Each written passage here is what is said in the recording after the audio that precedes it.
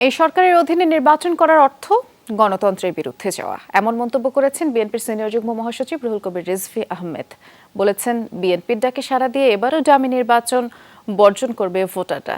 দুপুরে নয়াপল্টনে দলীয় কার্যালয়ে এক কর্মসূচিতে এসব কথা বলেছেন তিনি। 18 এপ্রিল ফরিদপুরের মধুখালীতে দুজনকে পিটিয়ে হত্যার ঘটনায় ক্ষতিগ্রস্ত পরিবারের মাঝে আর্থিক সহায়তা প্রদান করে বিএনপি। এই অনুষ্ঠানের প্রধান অতিথির বক্তব্যে বিএনপি নেতা রুহুল কবির রিজভী আহমেদ বলেছেন, দেশের আর্থিক অবস্থা ভয়াবহ পর্যায়ে পৌঁছেছে, রিজার্ভ তলানিতে। অর্থনৈতিক লোপাটের মূল হোতারা আওয়ামী লীগের মন্ত্রী এমপির লোকজন। আরও বললেন, সরকারের অপকর্ম ঢাকতে বাংলাদেশ ব্যাংকে সাংবাদিকদের প্রবেশে নিষেধাজ্ঞা দেওয়া হয়েছে।